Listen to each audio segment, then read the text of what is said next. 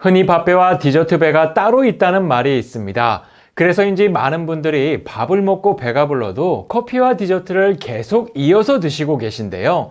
그런데 충격적이게도 밥을 먹고 간식으로 먹는 이것이 실제로 치매를 유발한다고 합니다. 매일 식사 후에 이걸 드신다면 오늘부터 중단하셔야 합니다.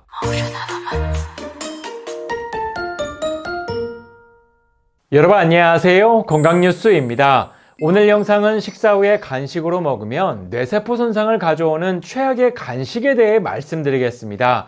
물론 식사 후에 먹는 모든 간식이 문제가 되는 것은 아니지만 이 음식이 선정된 이유는요, 치매를 유발할 수 있다는 과학적 근거와 연구 결과가 나왔기 때문입니다.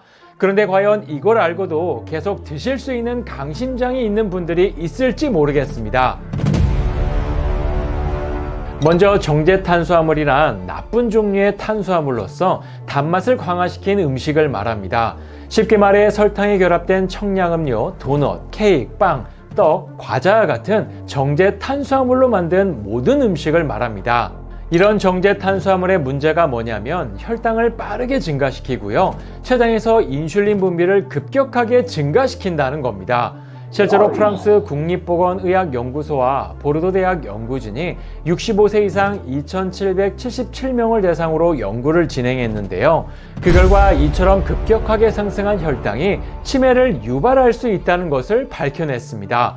즉 식사 후에 매일 정제탄수화물 간식을 먹은 사람이 그렇지 않은 사람에 비해 치매나 알츠하이머에 걸릴 가능성이 더 높다는 겁니다.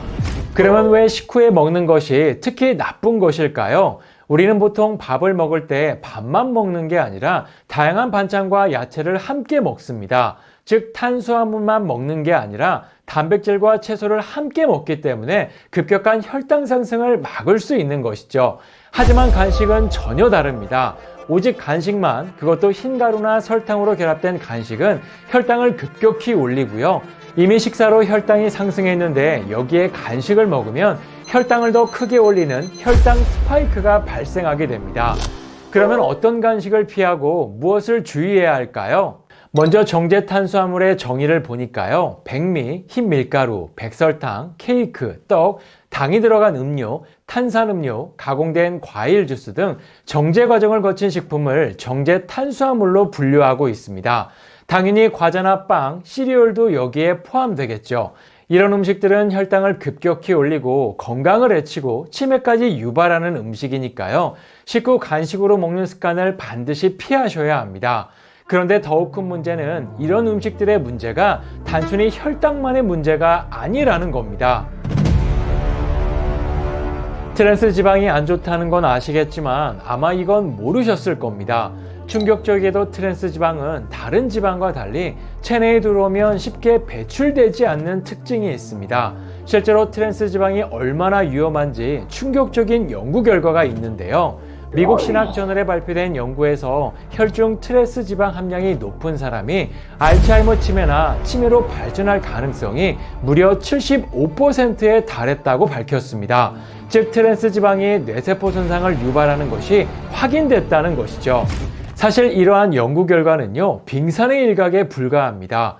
국제학술지 알츠하이머 및 치매 저널에서도 정제탄수화물의 위험성에 대해 경고한 바가 있고요.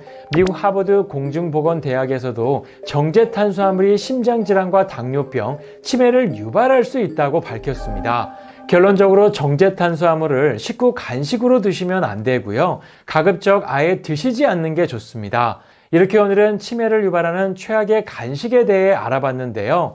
예전엔 치매하면 주로 노년층에게 나타났지만 요즘엔 젊은 치매 환자도 급격히 증가하는 추세라고 합니다. 실제 뇌 전문가들도 치매는 유전보다 생활 식습관으로 오는 경우가 더 많다고 하는데요.